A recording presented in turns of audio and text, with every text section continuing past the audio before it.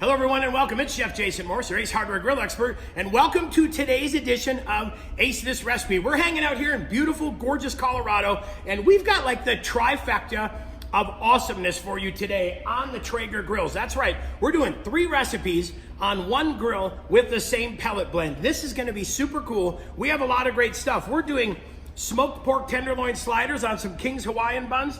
We have brined and smoked chicken legs, and then the best, I really think the best, we're doing Chef Jay's pimento cheese dip, but we're gonna take it to a little twist, and we're actually gonna warm it in the oven and kind of make it a pimento cheese bake. So a lot of cool stuff today. We have a lot of fun recipes. Thanks for hanging along and cooking with us. Be sure to head down to the comment section. Leave your comments. Tell us what you'd like to hear. What would you like to see? But be sure to click on the recipe right down below the video here. Click on that recipe and that will bring up all the downloadable content we have for you. We have all of these recipes and more available for you to download and really click, print, and follow along as well. So I think without further ado, let's get this Traeger fired up. We've got some prep work to do, but we're gonna show you a fun recipe today, how to pretty much start off with smoking the pork and smoking the chicken, and then bringing that temperature up and adding the pimento cheese bake. So now when you're entertaining, you have more time in the house while 3 recipe items finish on the grill, and they are going to crescendo all into one beautiful feast at the end for you to entertain your friends and family as well. So we'll do our quick little food fly over here, and then we're gonna get rolling. So we've got some all natural fresh pork. We're gonna trim the silver skin off that. We're gonna add a little bit of rub to that. We're gonna start with a little bit of smoke and then move into the roast. We're gonna glaze it with our fire honey and a little bit of our happy ending as well, and then put it onto those beautiful King's Hawaiian buns. Next up, chicken legs. We're doing brine chicken legs. So we're gonna brine in our Italian brine. Those chicken legs will sit in there for about 6 hours. We're gonna start them off with smoke. On our Traeger chicken leg rack, we'll start them off with some smoke. We'll turn the heat up, let those start to roast off beautifully, and then we're gonna serve them with a little 50-50 barbecue dipping sauce that we finish with some blue cheese. And then to end it, we're doing pimento cheese dip. Right? The world's best pimento cheese dip. We're gonna have a blast with that. It's great on crackers, it's great on bread. You can put it on your pork sliders as well. We're gonna throw it in a little bit of cast iron, put it on the Traeger, and heat it up. So without any further ado, let's get rocking and rolling. Thanks for joining us. So we have a little bit of prep work to do to get these recipes ready, right? The first recipe we're gonna do is our brined chicken legs. So what I'm gonna do, following package instructions on the Italian brine, we're gonna use our Italian brine because I'm looking for a little bit more herbaceous, right? I want this to be herby. I wanna get some really good flavor in there and just kind of set myself up for a delicious end product. So we follow the package instructions. We'll get the brine all set and ready to go. And then I'm just taking one of my Rubbermaid containers here, and I'm gonna line these chicken legs up inside. What's nice about this is this allows me now to put this in the refrigerator, so I don't have to worry about a cooler space. I don't have to worry about icing this down. I can literally put the brine on here, pop this in the fridge for 6 hours, and we are set to go. So get these guys in here. And now that that's done, what we'll go ahead and do is we'll get our brine poured on top of here, nice and slow so we don't splash. And we want the legs to be submerged. That's our goal here, right? So we'll get that brine put in there. We'll get that stirred up really nice. And just like that, this is quick and simple, right? And then we'll get the cover put on there as well. And now we're gonna let these guys go for about 6 hours. Okay, so prep number 2, right? We're now doing the smoked pork tenderloin sliders. We just bought a nice all natural pork. It's free from solutions, free from injections. It's all natural, very clean label. And we like that because we wanna control the flavor from package to plate. That's what we're looking for. We don't wanna have a lot of sodium built up in here. We wanna add everything to it ourselves. But one of the first prep things we need to do here, right? This right little piece is called silver skin. Just a small little piece of connective tissue, and I'm gonna slide my thin bladed knife right under there. I'm actually carving up against the silver skin, and we're just gonna gently peel that off. Then we'll go through this tenderloin as well, maybe do a little trim on the back here just to get everything all even. But what we're trying to do is get an even, solid cooking piece of pork. These guys sometimes are a little bit slippery, so pay attention to that. We just don't want to leave that on there because when it cooks, it tends to shrivel up and it acts a little bit like a rubber band. So we'll peel that connective tissue off, that silver skin, and then we'll move on to our next one as well. Like I said, lay that knife flat, go right under the little bit of silver skin.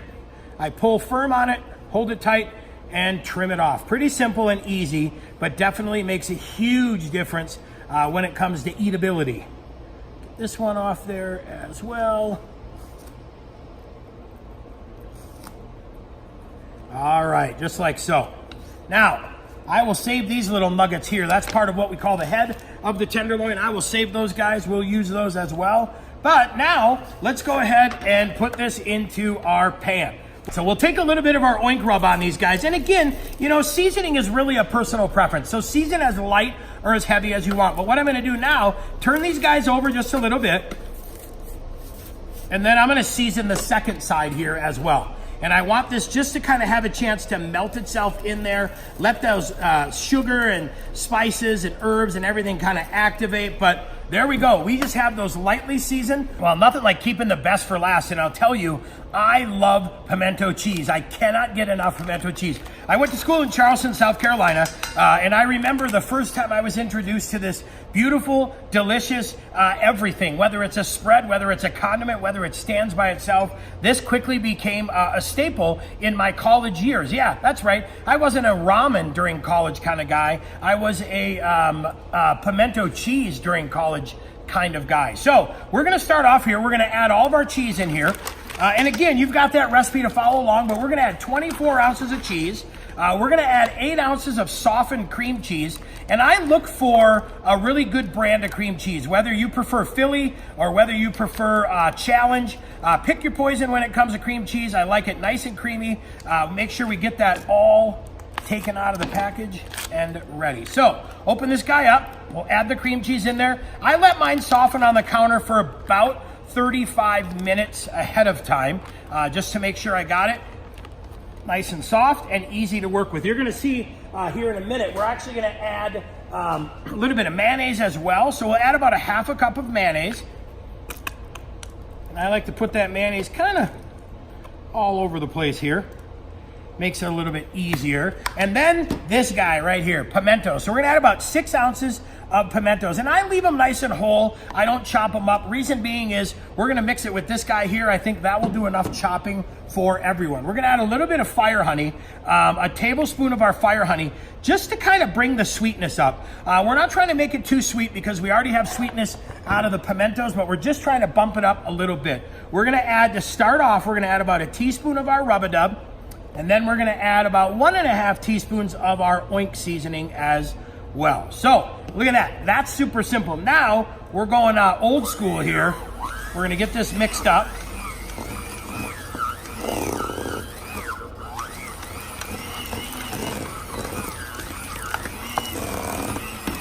Nice thing is it breaks up that cheese, it breaks up the cream cheese, breaks up that mayonnaise, gets everything mixed in here.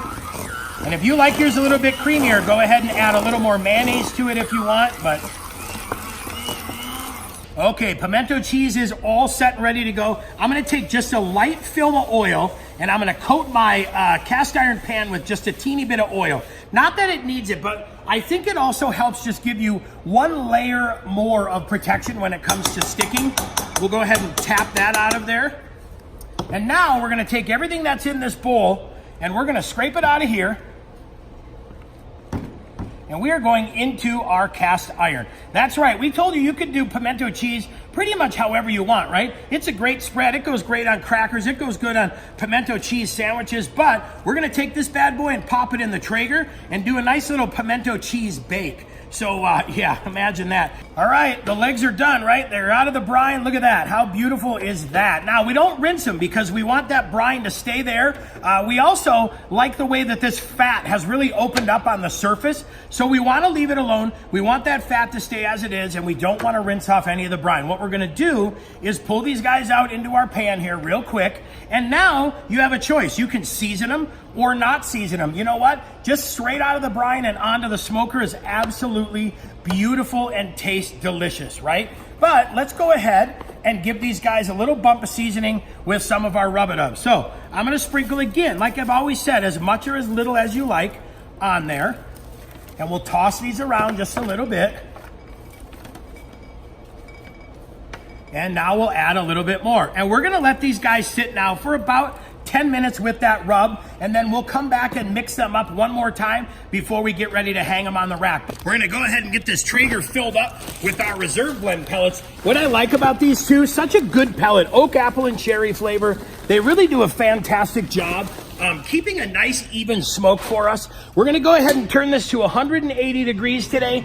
That's gonna be our smoke setting, and we're gonna start off with our chicken legs on this beautiful chicken leg rack. So look at this here. This is the leg and chicken wing rack. One of my favorite gadgets, one of my favorite tools. The cool thing is you can hang your drummies on there, you can hang your legs on there. It's just a great way to really have that smoke come up and around and get that chicken covered and delicious. Now, you can see we've also got a couple probes loaded in here. So I have my iGrill, but I also have two probes. I'm gonna use the red one for my chicken legs, and I'm gonna use the yellow one for the pork tenderloin, but I wanna leave them set in here so that way when I shut the lid and we get that smoke building, everything is done now. It's time to get cooking.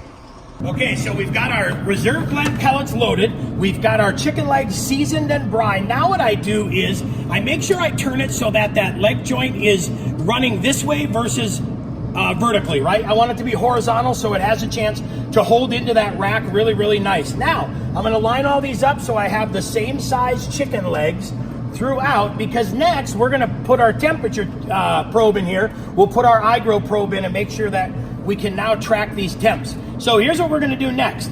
These guys have about 45 minutes of smoke time ahead of them before we turn it up. So we're gonna let these guys go for a little bit, and then with about 25 minutes left, we're gonna go ahead and add the pork tenderloin, because what we're trying to do is time it so these plus the pork tenderloin smoke and start to roast at the same time, and then with a little bit of time left, we're gonna go ahead and put the pimento cheese in there. Now look I look for my biggest guy, right? I'm gonna look for that biggest leg, and I'm gonna put that probe right in there, and now we'll turn this sideways, and we will see you in about 20 minutes. Look at that. Those legs look gorgeous, right? And they've been on now for 25 minutes. So we're gonna go ahead and now add our pork tenderloin on here for really the second of our 3-part series here of these recipes. And look at how beautiful that wink rub really worked its magic. You can see how it just melted in there, and it's beautiful. Now we're gonna add our other iGrill probe. So now we've got 2 probes tracking temps on the chicken legs and the pork tenderloin. We're gonna shut this and we're gonna go for another 20 or 25 minutes of smoke before we turn it up to temperature, to a high temperature, so that we can start roasting these off. All right, let's take a peek at these guys. We're talking now a total of 45 minutes that the chicken legs have been on, and 25 minutes that the pork has been on. And here's gonna be my my secret to you. We're gonna turn this on to high, right? We're gonna go up to 450 degrees. We want this temperature to get up to 400. So we just need a fun little dipping sauce, right? And I love this dipping sauce for the chicken legs because it's really simple. We're basically gonna do a 50-50 blend. So we'll add about 3/4 of a cup of our high altitude barbecue sauce, and we're gonna add 3/4 of a cup of low country. And this is what we kind of call our 50-50 sauce, if you will. So we'll get that added in there. Get that all mixed up nice and neat. And once we get it mixed up, what we're gonna do then is add our blue cheese crumbles to it. And we're gonna add about 3/4 of a cup of blue cheese crumbles as well. And the great thing, the absolutely fantastic thing about this, when we pour this sauce over those chicken legs, that sauce will glaze beautifully, and that blue cheese will really do its thing. It'll melt a little bit.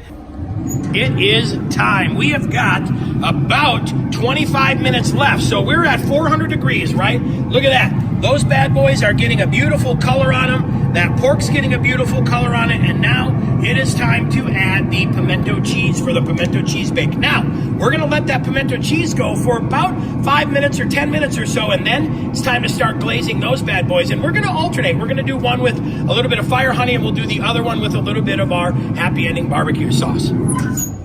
We are back. Let's take a gander. You can see everything is going along quite nicely.